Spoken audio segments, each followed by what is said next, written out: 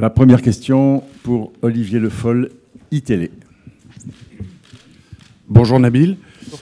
Comment est-ce que vous vivez ce retour en équipe de France, vous qui avez raté l'Euro, et qu'est-ce que vous pensez pouvoir apporter de plus à ces Bleus-là? Déjà, je suis fier de ce retour en équipe de France. Voilà, c'est une grande fierté pour moi.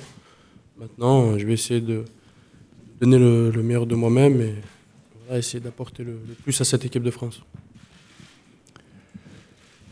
Julien Kellen, goal.com. Là. Lève la main, s'il te plaît. Merci.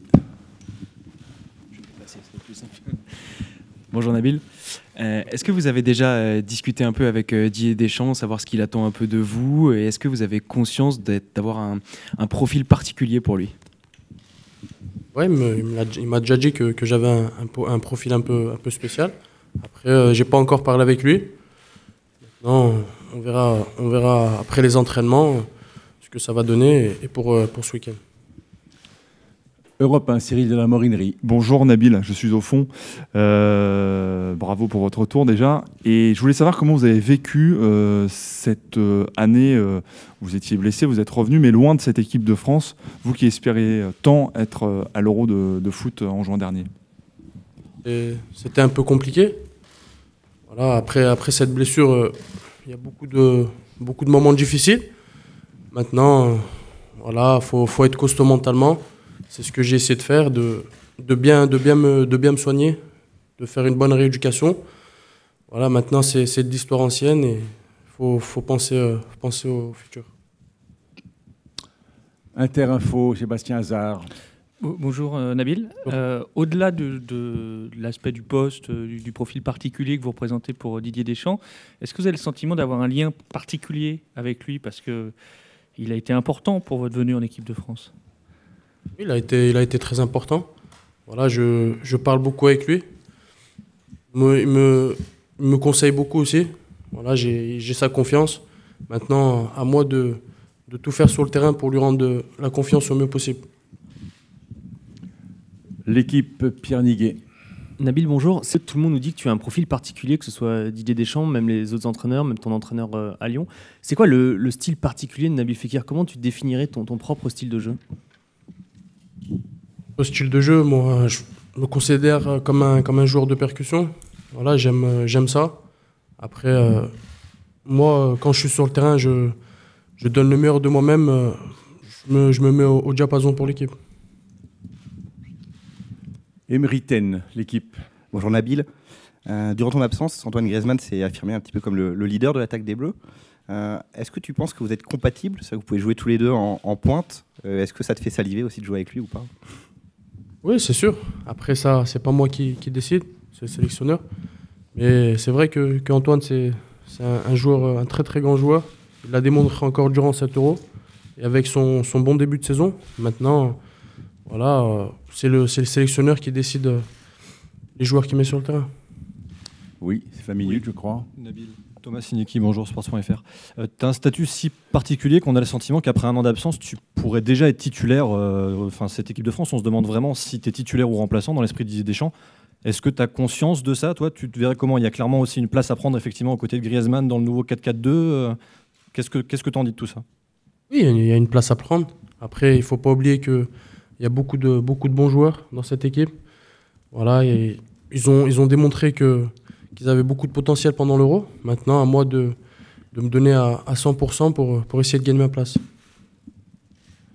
TF1, Jean-Marie Bagayoko. Bonjour Nabil. Bonjour.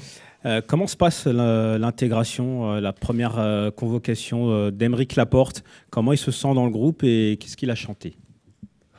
Il a chanté Papa Outé de Stromae déjà. Après, il s'intègre très très bien. Voilà, il est à l'aise.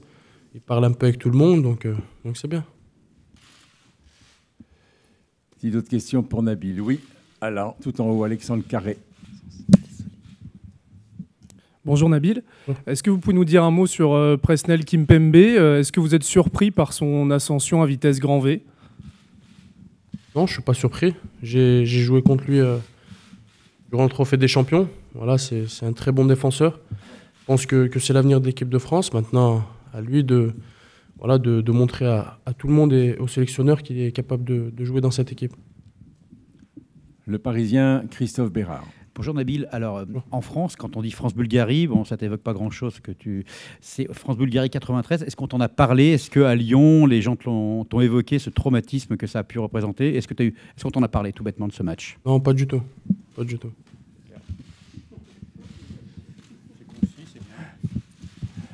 C'est bref mais précis. Pierre Niguet, l'équipe. Nabil, on sait la place que prenait dans le vestiaire Patrice Evra qui n'est plus là. Quels sont aujourd'hui un petit peu pour toi les leaders de vestiaire de cette équipe de France? Bon, tu n'étais pas là pendant l'Euro, mais tu connais le groupe depuis un an. Et est-ce que tu as la sensation que depuis l'absence de Patrice Evra, il y a des leaders qui se sont révélés? Moi, c'est la première fois que je réintègre le groupe depuis ma blessure. Après, voilà, il y avait déjà le capitaine Hugo Lloris, qui est un leader. Après, il y a d'autres leaders. Mais voilà, c'est un groupe qui vit bien, il y a un bon état d'esprit et il faut continuer comme ça. Sébastien Hazard, Interinfo. Est-ce que vous avez le sentiment de vous considérer, qu'on vous considère encore comme un petit nouveau en équipe de France, ou, comme on parle énormément de vous, comme le sélectionneur compte beaucoup sur vous, comme un cadre de cette équipe de France? Non, on peut pas dire que je suis un cadre. Voilà, j'ai encore rien prouvé en équipe de France. Maintenant, à moi d'essayer de m'imposer dans ce groupe pour pouvoir devenir un cadre plus tard. Cyril de la Morinerie, Europe 1. Il y a un an, Mathieu Valbuena marquait un coup franc lors de ce match qui, pour vous, est un terrible souvenir. Il n'est pas là aujourd'hui, c'est votre coéquipier à Lyon. Est-ce que ce n'est pas un peu étrange pour vous d'être là alors que lui a été longtemps un leader de cette équipe de France?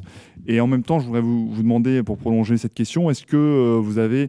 comment vous analysez un peu la situation de Mathieu Valbuena aujourd'hui à Lyon? En ce moment, c'est un peu compliqué pour lui à Lyon, parce que voilà, il alterne entre le banc et les titularisations. Mais c'est un joueur qui a un gros mental. Donc voilà, il se bat au quotidien et il essaye comme je le dis tout le temps, de donner le meilleur de lui-même sur le terrain. Sachant qu'il a été un leader de cette équipe de France? Non, pas étrange. Après, il a eu des problèmes extrasportifs. Voilà, je pense que c'est à cause de ça que voilà, il n'est plus là aujourd'hui. Loïc Tanzi, goal.com. Bonjour Nabil. Vous avez découvert l'équipe de France avant l'Euro, vous la redécouvrez après l'Euro. Est-ce que vous avez découvert un groupe un peu plus, qui a un peu plus de confiance, un peu plus mûri depuis cet épisode de l'Euro? Oui, il y avait déjà de la confiance avant l'Euro. Mais là, c'est vrai qu'on ressent un peu plus de confiance. Voilà, cet Euro a fait du bien à tous les joueurs.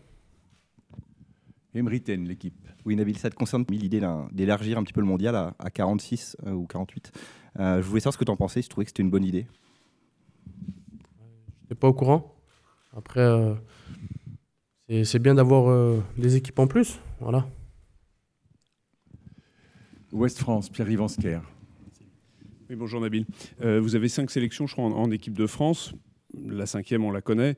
Mais sur les 4 premières, quelle est celle sur laquelle vous avez eu l'impression de laisser le plus entrevoir votre potentiel? J'ai pas eu la chance de démarrer un match encore, à part contre le Portugal où je me suis blessé. Mais le match où j'ai marqué contre la Belgique. Y a-t-il encore d'autres questions? Oui. Philippe Sansfourche, RTL, derrière, s'il te plaît. Merci. Bonjour Nabil. On a vu que l'équipe de France avait démarré cette campagne de qualification, on va dire doucement. Là, il y a 2 matchs. Ça peut être l'occasion d'enchaîner, de prendre des points importants et puis surtout de marquer les esprits. Les joueurs qui seront dans ce rassemblement, si ça se passe bien, pourront se projeter peut-être plus facilement sur la suite. Est-ce que c'est quelque chose qu'on a en tête, ça, quand on revient comme ça pour 2 matchs importants? Oui, c'est quelque chose qu'on a en tête, forcément. Après, le plus important, c'est les 2 matchs qui arrivent. On va essayer de les entamer de la meilleure des manières possibles pour aller chercher la victoire. Oui. Jérôme Bergot, Ouest France, à côté. Merci. Oui. Nabil, tu étais présélectionné pour le match contre la Biélorussie. Finalement, tu l'as regardé à la télévision, j'imagine. Qu'est-ce que tu as pensé de ce match? Est-ce que c'est un bon point de prix ou 2 points de perdu? C'est difficile à dire, parce que c'est vrai que la France était favorite pour ce match. Après... Voilà, en face, il y avait une équipe regroupée défensivement. Voilà, il y avait beaucoup de joueurs dans l'axe. Après, c'était un peu compliqué. Maintenant, on va essayer de faire mieux pour les 2 matchs qui arrivent. C'est bon? Pas de regret? Ok. Nabil, merci beaucoup. Merci.